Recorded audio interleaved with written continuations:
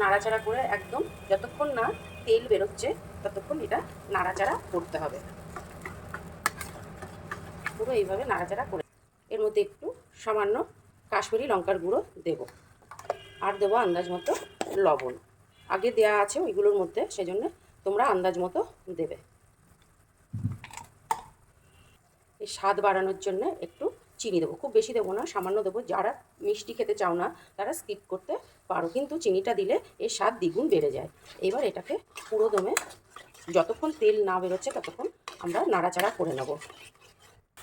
এটা এত সুন্দরভাবে নাড়াচাড়া করে এটাকে তেল যতক্ষণ না বার হচ্ছে ততক্ষণ করব, কারণ এটা কাঁচা গন্ধ, কাজু, টমেটো, আদার যাতে কাঁচা গন্ধটা না থাকে তার জন্য খুব ভালো করে কষিয়ে নিতে হবে।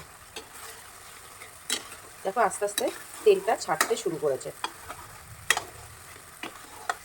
এইভাবে নাড়াচাড়া করবে, খুব সুন্দর করে কিন্তু কষাতে হবে বন্ধুরা।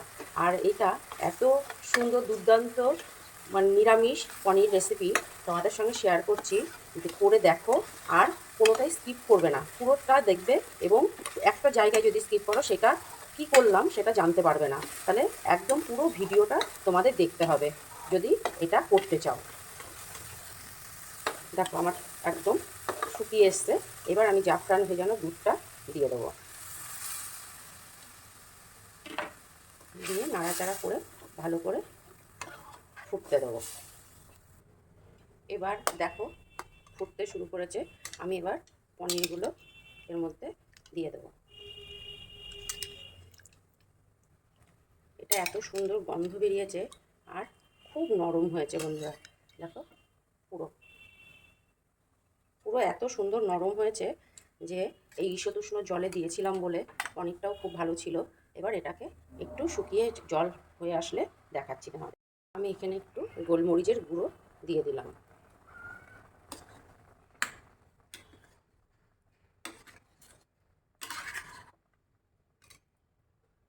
আর দিলাম শাহি গরম মশলার গুঁড়ো। সবশেষে দেবো কসুরি মেথি। কসুরি মেথিটা দিলে দারুণ গন্ধ আর দারুণ টেস্ট হবে, সেই জন্য আমার এটা হয়েও এসছে। এবার আমি একদম সিমে দিয়ে করলাম, লাস্টে হয়ে গেছে। এবার একটু ঢাকা দিয়ে রাখবো। তা বন্ধুরা কেমন লাগলো আমার এই রেসিপিটা? এই সম্পূর্ণ ভিডিওটা দেখলে পাশে থাকার জন্যে আমি ধন্যবাদ জানাই তোমাদের। আর যারা যারা এখনও নতুন আছো সাবস্ক্রাইব করে উঠতে পারোনি, অবশ্যই আমার ভিডিওগুলো দেখো। একটু সাবস্ক্রাইব লাইক করে দিলে আমারও ভালো লাগবে আর উৎসাহও পাবো। তাহলে দেখো এরপরে 5 মিনিট বাদে আসছি তোমাদের সামনে। তাহলে দেখো হয়ে গেছে আমার পনির রেসিপি, একদম নিরামিষ পেঁয়াজ রসুন ছাড়াই সুন্দর রেসিপিটা আমি তৈরি করেছি। কেমন হলো এই ভিডিওটা অবশ্যই তোমরা জানাবে।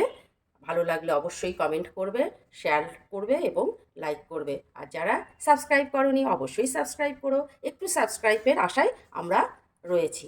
তোমরা অবশ্যই সাবস্ক্রাইব করতে ভুলবে না।